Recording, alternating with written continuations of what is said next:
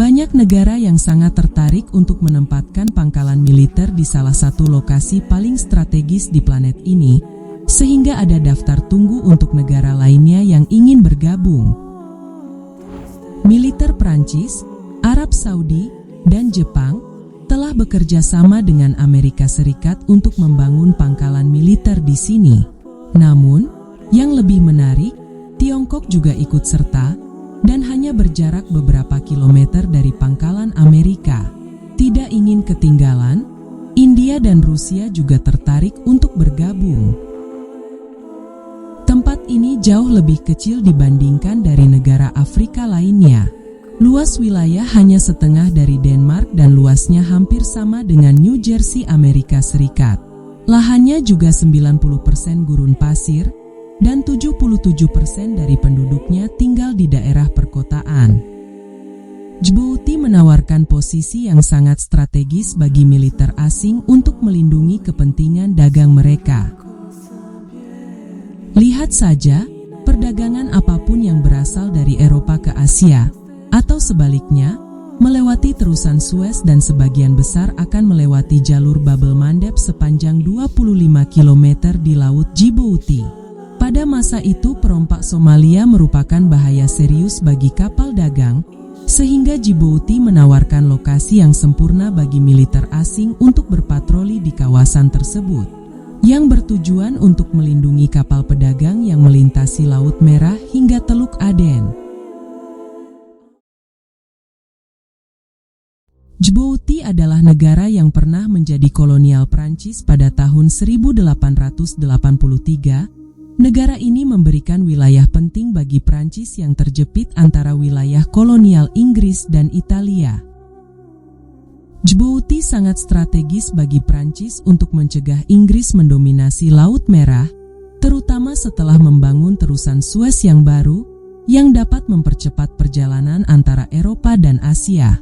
Di sisi lain, Inggris sudah menguasai terusan tersebut, sehingga Perancis berusaha mempertahankan kendali Selat Al-Mandeb dari Djibouti untuk mencegah campur tangan Inggris dalam perdagangan di wilayah tersebut. Perancis membangun pangkalan militer mereka pada abad ke-19, dan mereka berusaha keras mempertahankannya.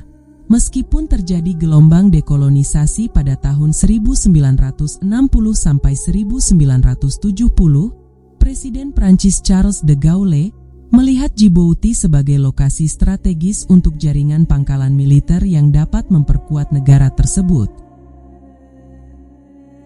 Perancis adalah kekuatan ketiga di wilayah ini setelah Amerika dan Uni Soviet. Mereka mengerahkan pangkalan di seluruh Afrika dan mengerahkan 80.000 tentara di seluruh benua ini untuk tujuan keamanan atau mempercepat tindakan jika hal yang tidak diinginkan terjadi. Contohnya saja, mereka langsung bertindak kurang dari 24 jam setelah peristiwa 11 September dan saat terjadi teror di Laut Merah. Pasukan Amerika yang bermarkas di Djibouti merupakan salah satu kekuatan strategis terpenting yang pernah dimiliki tentara Amerika di luar perbatasannya. Pangkalan ini dikenal sebagai Camp Lemonnier yang merupakan markas besar Amerika, yang terletak di Bandara Internasional Djibouti yang menjadikan negara ini menjadi salah satu negara yang paling stabil di wilayah yang bergejolak. Djibouti adalah lokasi pilihan untuk membangun pangkalan militer karena negara ini dekat dengan Somalia dan Yaman, dua negara yang mengalami konflik internal yang terus-menerus. Situasi ini semakin diperburuk dengan adanya pembajakan di wilayah tersebut oleh perompak Somalia dengan menargetkan kapal dagang. Kehadiran militer internasional menjadi suatu keharusan untuk menjaga keamanan di Djibouti, karena wilayah ini terletak di antara dua wilayah penting, yaitu benua Afrika dan Timur Tengah. Ketaatan Djibouti terhadap Islam tradisional juga mengurangi risiko politik dan militer, dibandingkan dengan wilayah radikal seperti Afghanistan. Kemitraan Amerika dengan Djibouti juga menguntungkan melalui kemitraan militer dan bantuan keuangan sebesar $200 juta, yang setara dengan sekitar 10% PDB negara tersebut. Hal ini sangat penting dalam respons Amerika terhadap radikalisme di wilayah Timur Tengah, termasuk wilayah Irak, Suriah dan Afrika Utara. Namun Amerika bukan satu-satunya negara yang aktif di wilayah ini. Ada 8 hingga 11 pangkalan asing di negara tersebut, seperti Jerman, Spanyol, Italia, dan Jepang yang berbagi pangkalan mereka dengan Amerika. Amerika dan Perancis berbagi landasan pacu, tetapi Perancis dan Tiongkok memiliki bandara yang berdiri sendiri. Setiap negara di sini memiliki agenda geopolitik yang berbeda yang ingin mereka capai dengan kehadiran mereka di Djibouti. Keunikannya adalah tempat yang belum pernah terjadi sebelumnya, di mana para pesaing geopolitik hidup berdampingan dalam jarak yang cukup dekat. Banyak negara mengikuti jejak Amerika dengan ikut serta di Djibouti. Spanyol dan Italia yang mewakili operasi anti pembajakan Uni Eropa sekarang juga memiliki kehadiran di Djibouti untuk tujuan yang sama. Tapi Perancis masih memiliki kehadiran yang sangat besar di Djibouti karena merupakan bekas penjajahannya. Perancis bertujuan untuk mempertahankan hubungan jangka panjang dengan rakyat Djibouti dengan menjamin keamanan mereka di wilayah yang bergejolak. Perancis juga telah setuju melindungi wilayah udara Djibouti jika terjadi perang, dan juga mendukung misi NATO di Timur Tengah, serta menjaga perdamaian di negara-negara Afrika yang berdekatan. 7.000 hingga 36.000 tentara Perancis yang dikerahkan secara global dikirim ke negara tersebut. Bergabung dengan pangkalan militer dan angkatan laut di Laut Merah, menjadikan negara ini perhatian bagi banyak negara di dunia. Bahkan Jepang membangun pangkalan militer di sini pada tahun 2011, mungkin terdengar sepele. Tetapi sebidang tanah seluas 12 hektar di Djibouti adalah pangkalan luar negeri pertama Jepang sejak Perang Dunia Kedua. Ini menjadi semakin aneh jika kita melihat dari sisi konstitusinya. Kalau Jepang melarang memiliki militer dan hanya memperbolehkan angkatan pertahanan, yang juga dibatasi hanya untuk pada perbatasannya sendiri. Tapi, dilansir dari salah satu media mereka, alasan resmi pendirian pangkalan ini untuk melawan pembajakan. Tetapi sebenarnya ini adalah hasil dari RUU Perang tahun 2015 yang dikeluarkan oleh mantan Perdana Menteri Shinzo Abe. RUU ini mengizinkan Jepang terlibat dalam pertempuran di luar negeri.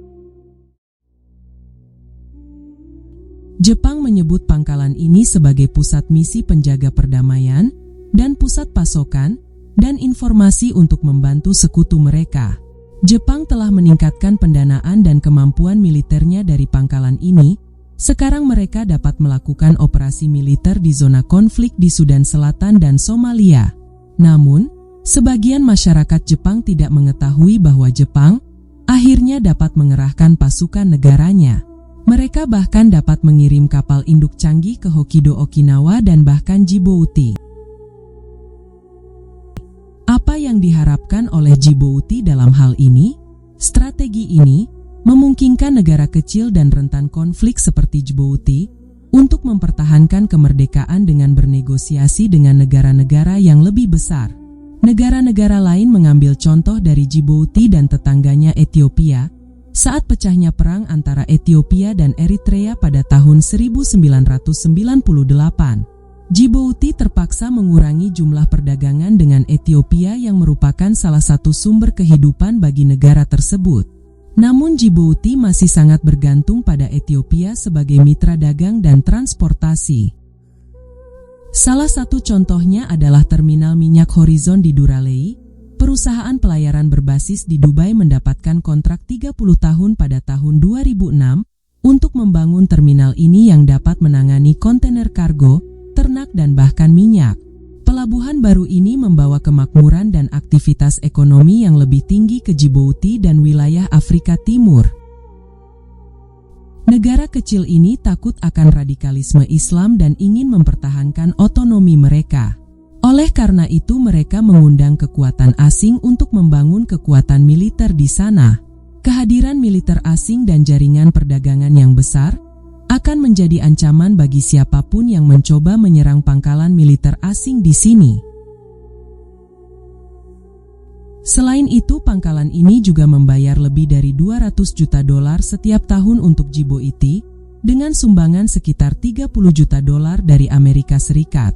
Ada juga tambahan 30 juta dolar yang diperkirakan berasal dari Perancis dan Tiongkok setiap tahunnya.